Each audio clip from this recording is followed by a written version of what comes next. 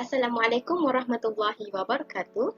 Nama saya Nurul Farahana Balkis binti Najmuddin bersama sahabat saya Naziratul Hidayah binti Abdul Rahman dan Musuhada binti Hairul Jamri. Hari ini kami akan menceritakan tentang pemikiran politik zaman Khulafa' Ar-Rasyidin bab 4 halaman 139 sehingga 161.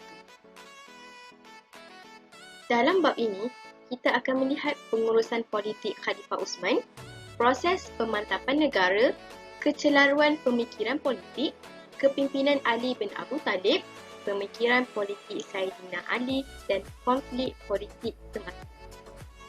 Sebaik saja Khalifah Uthman mengambil alih tampuk pemerintahan, terdapat satu kes besar sedang menanti beliau iaitu jenayah qisas. Ubaidillah bin Umar telah disyaki terlibat dalam konspirasi membunuh bapanya iaitu Khalifah Umar. Tindakan Ubaidillah bin Umar dilihat bercanggah dengan peraturan Islam yang tidak membenarkan seseorang itu mengambil tindakan sendiri. Akan tetapi haruslah menyerahkan kepada kerajaan yang menentukannya. Menurut Ibnu Asir, sebahagian sahabat mendesak Khalifah melaksanakan hukuman qisas terhadap beliau. Amru al-As pula berpendapat bahawa wajar diserahkan kepada Khalifah yang menentukan hukuman tersebut. Akhirnya, setelah Khalifah membuat perbincangan bersama warisi mati, beliau memutuskan untuk membayar diat kepada waris ketiga-tiga mangsa. Sayyidina Ali tidak bersetuju dengan tindakan Khalifah. Kemudian, beliau membuka semula kes apabila beliau memegang jawatan Khalifah menyebabkan Ubaidillah dan ahli keluarganya melarikan diri ke Damsyik. Walaupun berbeza pandangan mengenai isu Ubaidillah, khususnya Sayyidina Uthman dan Sayyidina Ali tidak menjejaskan langsung sektor pentadbiran negara kerana mereka faham tentang aspek alawiyah yang harus diberi keutamaan. Jelaslah di sini apa yang dilaksanakan oleh Khalifah Uthman adalah keputusan ijtihadnya dan keputusan ijtihadnya bertepatan dengan kaedah siasah asyariyah. Seterusnya, proses pemantapan negara. Proses pemantapan negara pada era Khalifah Uthman masih belum terlaksana dengan baik. Realiti ini terpaksa dipikul oleh Khalifah Uthman yang mewarisi sebuah daulah yang begitu besar serta mempunyai pelbagai bangsa, taraf hidup, agama dan juga budaya. Hakikat ini memerlukan perhatian yang serius daripada Khalifah. Akan tetapi, ianya menjadi beban yang dipikul oleh Khalifah Uthman kerana usianya sudah menjangkau 70-an ketika beliau menjadi khalifah. Dalam usia yang sedemikian, sukar baginya untuk melaksanakan tugas seperti Sayyidina Umar.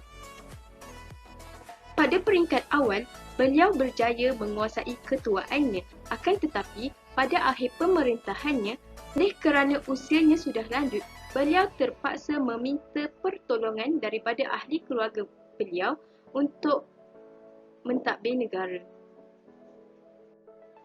Tindakan Khalifah melantik keluarganya untuk menguruskan hal pentadbiran kurang disenangi oleh umat Islam walaupun orang yang dilantik itu benar-benar layak dan berwibawa. Perkara itu telah menimbulkan rusuhan yang dikenali sebagai fitnah Al-Kubra. Walaupun terdapat beberapa masalah yang dipikul oleh Khalifah, namun ia adalah perkara biasa yang dianggap sebagai asam garam dalam politik. Apa yang penting ialah sektor pentadbiran berjalan dalam keadaan yang baik. Antara pencapaian beliau sepanjang 12 tahun mentadbir, yang pertama, meluaskan sempadan dunia Islam hingga melewati Sungai Jihun. Yang kedua, kesediaan beliau mempertimbangkan cadangan Gubernur Syams untuk menubuhkan unit tentera laut. Seterusnya, beliau berjaya melakukan proses pembukuan kitab suci Al-Quran. Kesan pemantapan negara pula, yang pertama, Khalifah benarkan para sahabat memilih penempatan sendiri selain daripada Hijaz. Hal ini telah meningkatkan kefahaman umat Islam yang tinggal di wilayah yang jauh daripada Hijaz. Kesan daripada proses pembukuan kitab suci Al-Quran ini telah berjaya menyatukan umat Arab ke dalam satu lahjah Quraisy yang diterima umum. Terdapat dua peristiwa penting bahawa berlakunya kecelaruan pemikiran politik semasa pemerintahan Khalifah Utsman. Yang pertama ialah faktor nepotisme dan yang kedua ialah kegairahan Banu Hashim menguasai sektor politik dan pentadbiran negara Islam. Yang pertama ialah faktor nepotisme. Mengikut At-Tabari, salah satu masalah yang menimbulkan rasa tidak senang masyarakat ialah tindakan menukar gubernur-gubernur Khalifah Umar dengan gubernur yang baru. Sebagai contoh, Gubernur Kufah pada ketika itu yang dipegang oleh Mughirah bin Syu'bah telah digantikan dengan Sa'ad bin Abi Waqqas. Tidak lama kemudian, jawatan tersebut telah diserahkan pula kepada Al-Walid bin Uqbah yang kebetulannya mempunyai hubungan kekeluargaan dengan Khalifah. Situasi ini merupakan babak pertama yang menimbulkan keraguan masyarakat terhadap ketulusan Khalifah Utsman. Namun begitu, para sejarawan mengatakan bahawa tindakan Khalifah itu tidak mengandungi unsur demokrasi atau bias. Ini kerana dalam Islam, pemilihan pegawai itu diadakan adalah berdasarkan kepada kebolehan dan kejujuran individu tersebut. Yang kedua ialah kegairahan Banu Hashim menguasai sektor politik dan pentadbiran negara Islam. Peristiwa ini dapat dilihat daripada reaksi Saidina Ali yang sering mengkritik pentadbiran Saidina Utsman meskipun untuk memperbaiki keadaan. Saidina Ali sering menghantar puteranya Saidina Hasan dan Saidina Husain yang masih berdarah belia untuk menasihati Khalifah. Insiden ini telah menjadi landmark perpisahan di antara kedua-dua menantu Rasulullah SAW.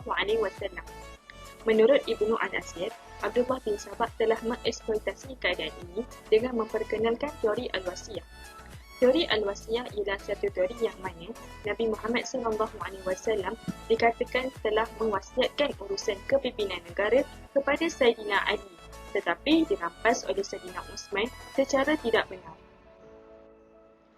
Oleh itu, tersebarnya teori ini telah membawa kepada fitnah kubra.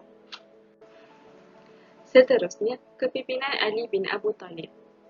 Saidina Ali berjaya mendaulatkan kedudukan Banu Hashim di takhta kepimpinan negara setelah terpinggir beberapa waktu. Akan tetapi, kejayaan ini tidaklah menggembirakan Saidina Ali kerana suasana masyarakat Islam pada masa itu sudah mengalami perpecahan akibat terperangkap dengan fitnah yang tidak diketahui puncanya.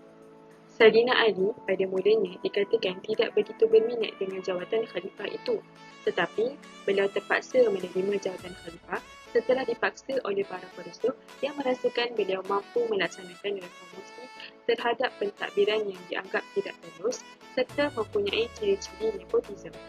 Ada sejarawan melaporkan bahawa penolakan Saidina Ali terhadap jawatan khalifah itu kerana ia bercanggah dengan peraturan agama yang mensyaratkan ia mesti dipilih melalui proses syura dan bukanlah secara paksaan seperti yang dilakukan oleh para pemberontak.